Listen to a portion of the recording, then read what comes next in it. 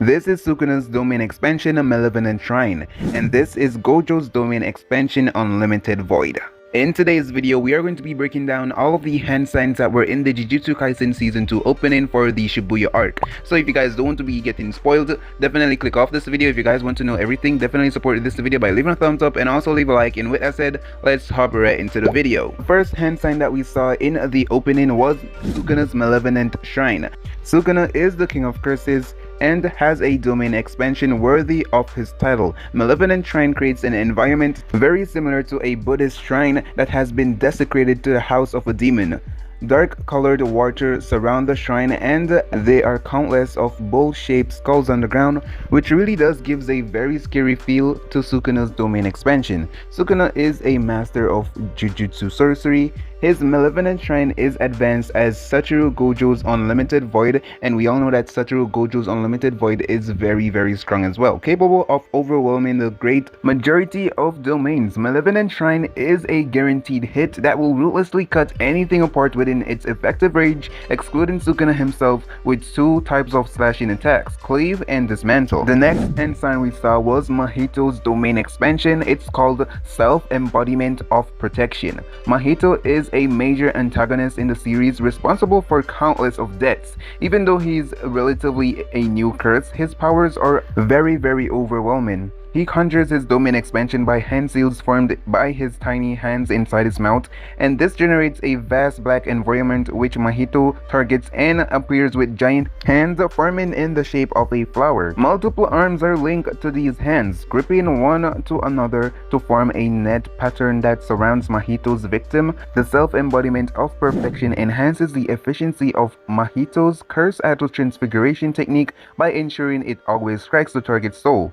As someone who was once trapped in Mahito's domain expansion, Nanami was the target of one of these domain expansion and also recently Mechamaru. And when you're in Mahito's domain expansion, you really can't do anything other than try to beat it with another domain expansion. And if you don't have a domain expansion, you're gonna get clapped. You're basically dead if you do not have a domain expansion. But let's move on to a new one. This one is called Dragon's Domain Expansion, Horizon of the Captivating Skanda. I hope I'm pronouncing that right, but yeah, let's get into it. So Jujutsu Kaisen has not yet properly introduced Dragon. However, the Shibuya opening already teased his powers with his hand sign sequence. In Season 1, fans have already seen the environment created by this ability. It's the palace where major villains hang out. Dragon will fully develop in the Shibuya arc and creating a lot of problems with the Jujutsu sorcerers. I'm not going to go into deep spoilers, but the Horizon of Captivating Skanda possesses a secure hit technique that automatically allows Dragon's Shikigami to hit their target. Them would be a fish and it would appear abruptly in the target's perspective, making them nearly impossible to block because the Shikigami don't exist until they hit the target, instantly devouring their flesh. Next up on the list is Jogo's innate technique, Disaster Flames.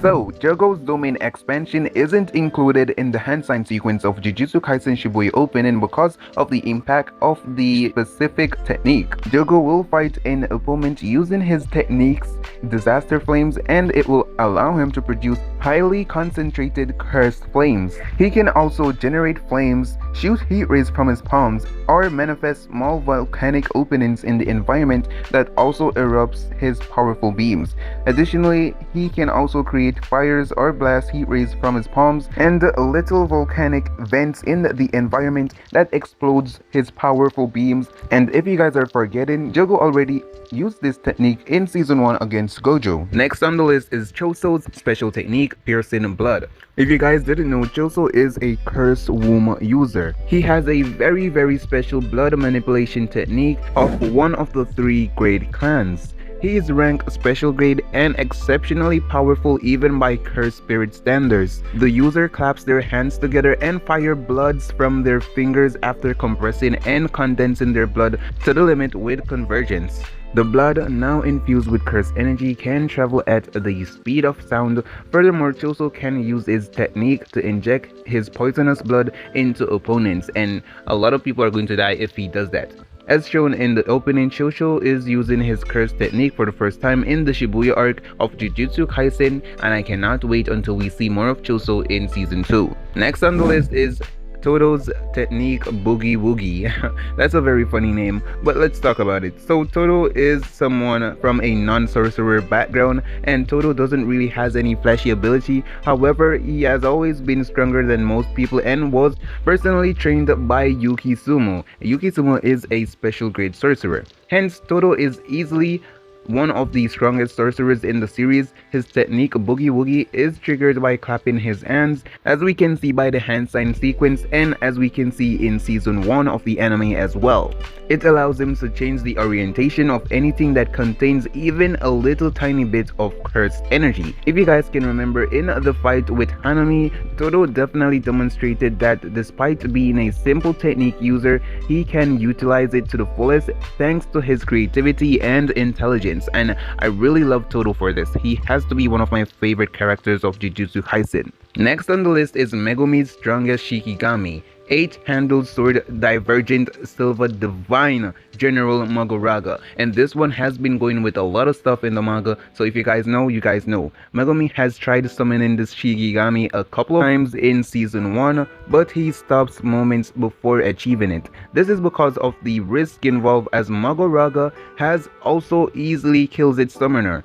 However, Megumi finally uses the Shikigami and its powers are deadly. Mahoraga is the trump card of the Zenin clan, but no sorcerer in history has ever been able to tame it, not even Megumi. Shikigami has the ability to adapt to any and all phenomena, which make it a force to be reckoned with. And if any attack hits it at all, Mahoraga will summon a wheel that spins, allowing it to adapt, and if the opponent employs the same attack again, Mahoraga will counter it, and this is a very deadly Shikigami to be reckoned with. This Shikigami is going to be having a lot of problems in the Shibuya arc, and as I said, manga readers, if you guys know, you guys know Magoraga is a lot of problem. And the last one on the list is Gojo's Domain Expansion Unlimited Void. As the strongest sorcerer alive, Gojo has the most devastating domain expansion in the world. And if you guys were wondering why did they include Gojo's eyes and not everyone else's, it's because Gojo always takes off his blindfold anytime when he's using his domain expansion. This domain expansion sends the user and their target into the limitless vast emptiness of infinite knowledge, and this under-ending raw information steams into the target's consciousness, overloading them to the point where they can completely be immobilized. The victim's total incapacity is created by a phenomenon which they can see and feel everything while not being able to feel or feel anything at the same time. And while in Gojo's domain expansion, they can't really do anything but slowly die. This effect has no effect on the user or anyone that they are in contact with. And if you guys can remember, when Gojo did use his domain expansion in season 1, he was holding Itadori, so that's why his domain expansion did not affect Itadori. And that was all of the 8 hand signs that happened in the opening of Jujutsu Kaisen. I could have explained them a little bit better, but well, it is what it is. Definitely let me know what you guys thought down below in the comment section. Support this video by leaving a like, a thumbs up, and I will see you all.